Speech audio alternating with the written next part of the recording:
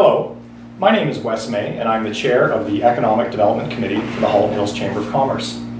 The Chamber's primary goals are set out in our mission statement, which is be seen, be heard, belong. Today is an opportunity for our members to be heard and, more importantly, to hear about issues that are relevant to our local business community in advance of the upcoming municipal election. With me is Mayor Rick Bonnette.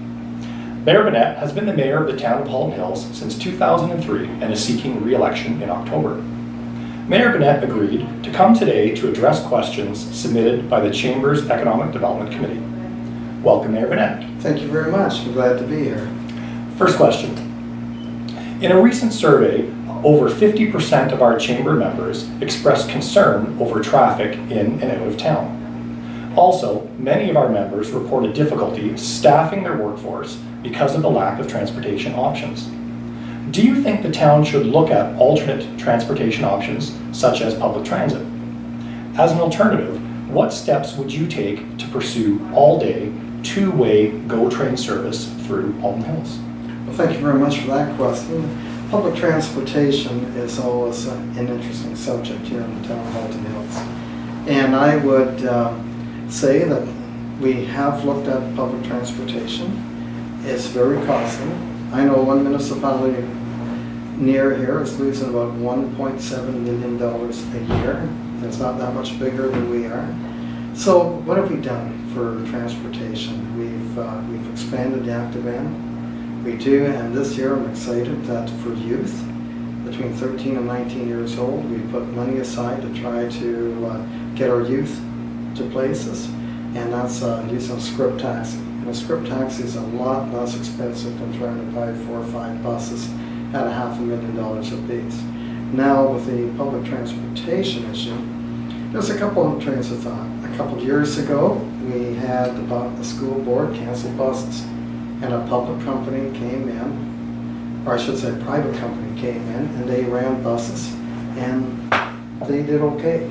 The school board's now brought the school buses back, so they're not doing it again. I was in Munich, Germany one time, and I got on a bus, and I got on the wrong bus because I didn't speak German, but it was an industrial bus, and it was paid for by industries. They had their own little mini bus, and they picked people up and they took them around. So I guess, would we be looking at public transit?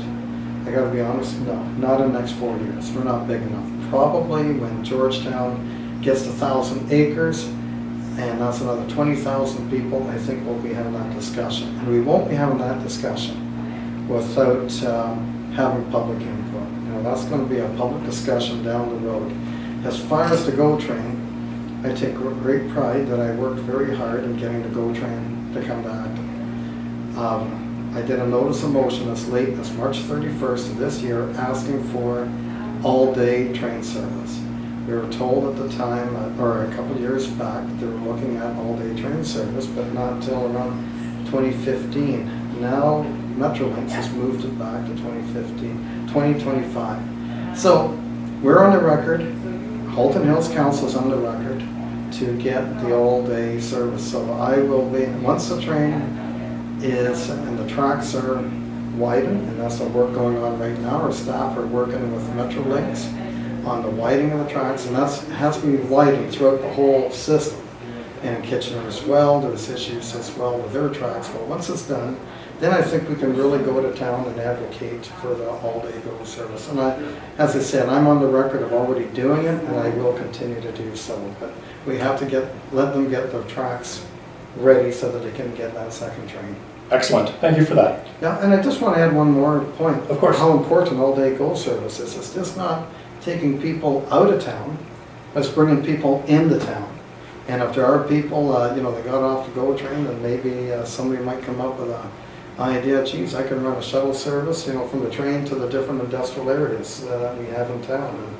And that could be another option. So I think the all-day GO train service will help address us before we ever got into the full public transportation debate. Excellent. Thank you for that. Thank you. Next question. The Vision Georgetown initiative is laying the groundwork for 20,000 new residents in our town. This could be a huge benefit for local businesses that serve our local market.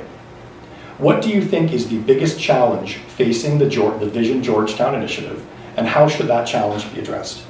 I think that a couple of the challenges with it, and I have been proactive. I set up the Vision Georgetown Committee, which is made up of developers, made up of council, staff, but most of all made up of about 10, 12 different citizens who are sitting on it. So they're all working together to come up with a vision. The challenges that I see will be, people look at 1,000 acres and they think, wow, there's 1,000 acres, we can do everything. But you know, you take away the roads, you take away the streets, you take away the parks, natural heritage system, you take away parkland dedication, sports fields, school spaces. You really only have about 300 acres to develop, if that. So what we want to see, and what I want to see, is to see this new development be fully integrated with the rest of Georgetown, that it fits in. And of course, there'll be transportation issues.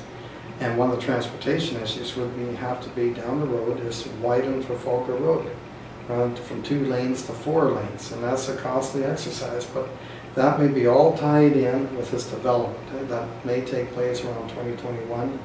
Another issue, of course, is to get the, I call it a garden hose. Everybody calls it the big pipe. But really, it's to service what that development is to be, 20,000 population. And there's also a need for this water. And you know, a lot of people don't realize it. We have businesses right here in this town that would like to expand, and they can't because we can't get the water for them.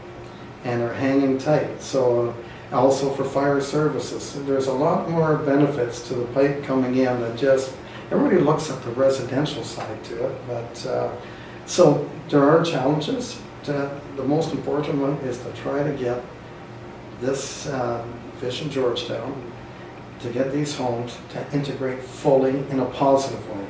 You know, a lot of development doesn't have to be negative; it can be positive.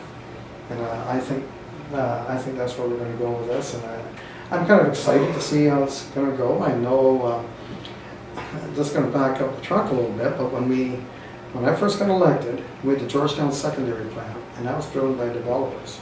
This is a whole new plan that I'd set up, bringing citizens on board with developers and everybody else to plan it, rather than just have the developers get their permits, come to the town, and this is how we're going to do this. No, we're steering the ship somewhat, and I think that's important. Excellent, thank you for that. Last question. If re-elected, are there any other additional steps that you would consider to improve the overall climate for business in the town of Halton Hills? Well, that's a very good question. Well, first I'd like to say things that we've done in the past. Town of Halton Hills, we lowered our development charges by 20%. We have a policy if a business does want to expand, they don't have to pay development charges. That's a huge amount of dollars that can be saved. As a matter of fact, we've had about 3 companies that have expanded here in Georgetown that may have otherwise moved away. But because we've waived the development charges on an existing building, they don't have to pay these development charges. I think the key thing is it's going to also add having a hospital expansion. I can remember 11 years ago, 10 years ago, we were talking about closing parts of the Georgetown Hospital. I heard loud and clear from businesses such as Mold Masters and other ones that having a viable, vibrant hospital is very important for our employees. And we also added an emergency services, a whole new ambulance station here in town in case there are injuries and for the families to be safe. So what can we do differently? I think there's always going to be new programs coming up, and we are looking at doing Armstrong Avenue, and we're also going to, and that's going to include bike lanes, to answer an earlier question about some of the transportation issues. That could be also another option. But I think the main thing is we want to continue listening. As a matter of fact, just recently we had a meeting with about 10, 12 small contractors, and they were getting frustrated, with the town and the policies. And so we had a meeting with them to see how can we streamline, how can we cut red tape. And it's a very positive meeting because as business evolves, the town has to evolve also with it. We can't still be doing things that we did even 10 years ago. We have to evolve with businesses and try to respond. to what businesses have to say. So I think that the most important thing is that we're going to continue listening to businesses and get their feedback. But I think that's the most we can do at this stage, unless there's new opportunities that come from the province or the federal government to help businesses. And I think the last thing is businesses have to know that if they're competing in the United States, they know they have a mayor and a council that will support them. That came up, John Hayward and the Canadian Manufacturers Exporters, they were very complimentary towards myself for the leadership, but basically led the country opposing the Buy American in 2009. And our resolution made it across Canada, right up so that the American ambassador had a meeting with me over it, the U.S. ambassador to Canada, and it's coming up again, another Buy American too. And again, that issue is, it's not about free trade. It's about free trade to be fair trade and to have equal reciprocity. That's always a tough word. I've said it 1,000 times, it's always tough, but you know, that's so important because in the Canadian Manufacturers Exporter, Vessel Sabat can tell you that in 2009, Halton Hills Council stand we took saved thousands of jobs across Canada because Canadian manufacturers could not bid in the United States and they're continually bidding. So what we're trying to get this time is a resolution again, and hopefully we can get the United States exempt. So as far as the business environment, I think businesses have to know that they have a mayor and a council that will stand behind them and not let them go. And I'll tell you, that's a very unusual discussion. Usually, because even last time, a lot of mayors did not want to get involved. They said that's a federal issue and we shouldn't get involved. And yet these are people that live and work right in town, and it's just not one or two industries are affected. You have all the spin-offs, because we all know a business in town, they're not an island unto themselves. They have other connections, whether they use a local plumber, whether they use other suppliers to help their businesses. So when we all work together, we're a lot stronger. Excellent. Thank you so much for that, Mayor Bonnette. Right. Please visit the Chamber website to see our interviews of the other individuals running for the position of mayor, and please remember to vote on October 27th. Thanks and have a great day. Thank you.